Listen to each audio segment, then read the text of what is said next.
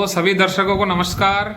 आज हमारे साथ बैठे हैं रतन शर्मा जी, जो कि सिलीगुड़ी संगठनिक जिला 7 नंबर मंडल कमेटी के महासचिव जी है। साथ ही में वे सिलीगुड़ी जिला के आरटीआई सेल के कन्वेनर और दाबग्राम फूलबाड़ी असेंबली में वे बीजेपी के लीगल द्वैत्य के भार भी संभाल रहे हैं। तो आपको प्रणाम करता हूं और स्वागत करता हूं। नमस्कार आपको, आपके चैनल को बहुत बहुत नमस्कार। ओके, धन्यवाद।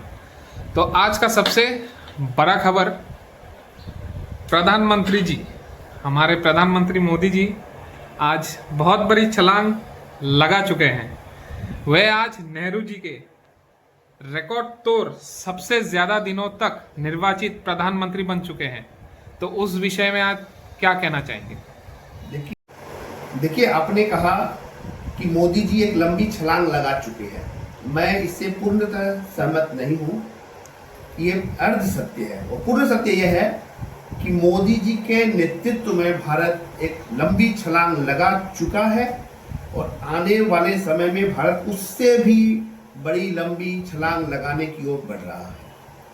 इन 12 साल में भारत विश्व की 11वीं अर्थव्यवस्था से विश्व की 4थी अर्थव्यवस्था बन चुका है। इन 12 साल में भारत ऑटोमोबाइल के क्षेत्र में विश्व में 3य स्थान पे है। इन 12 साल में भारत मोबाइल हैंडसेट मैन्युफैक्चर के क्षेत्र में 2रे स्थान पे है। इन 12 साल में भारत डिजिटल ट्रांजैक्शन के मामले में शीर्ष पर है।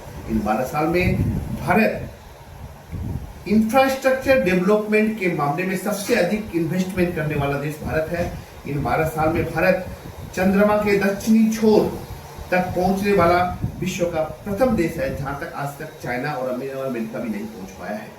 यह है भारत मोदी जी के 12 साल की कुछ मुख्य उपलब्धियां।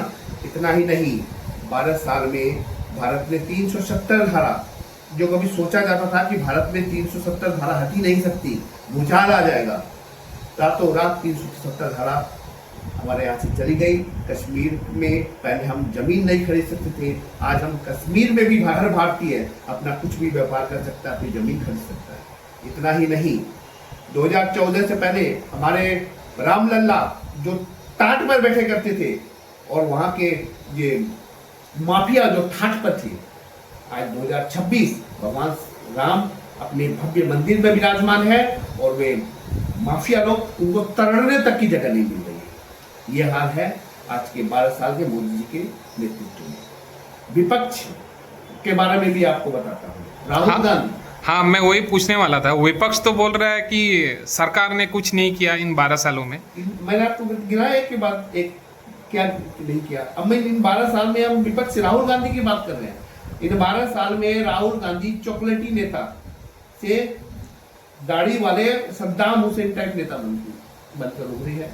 इन 12 साल में यूपीआई जो कभी अर्श पे था वो फर्श तक आ चुका है। इन 12 साल में इंडी गठबंधन नीचे से ऊपर उठा, फिर ऊपर से नीचे, इनका ग्राफ किस तरह से जा रहा है आप देखिए। 4-5 दिन पहले की, ये कल की बात बता रहा हूँ, दिल्ली में ये सारे इंडी गठबंधन के दल के लोग बैठे थे। इन इंडी गठबंधन में डीएमके का कोई नहीं था, न एक सदस्य नहीं था, न अरविंद केजरीवाल के आप का कोई सदस्य था और न ही उद्धव ठाकरे का कोई सदस्य था। जो ममता बनर्जी सोनिया गांधी को देखने से आग बबूला हो जाती थी, कल बंदरिया बन के वहां बैठी हुई थी। ये अभिषेक बनर्जी का नाक सिकोड़े रहता था राहुल गांधी को देख के। कलकत्ता में एक चोर की तरह पिटाई खाने के बाद कल वहां भी वो बंदर बन के बैठे हुए थे। ये हाल है 12 साल में विपक्ष का। इसी के संदर्भ में मोदी जी के लिए कुछ लाइन मैं अपने मुख से कहना चाहूंगा, मैं अपने शब्दों से कहना चाहूंगा कि दरिया का सारा नशा उतरता चला गया, कि दरिया का सारा नशा उतरता चला गया, तो मुझे वो डुबाता रहा और मैं उभरता चला गया। और मंजिलें समझ के बैठ गए जिसे चंद लोग, और मंजिलें समझ के बैठ गए जिसे चंद लोग, यानी 44, 52 और 99। मैं ऐसे कितने ही रास्तों से गुजरता चला गया।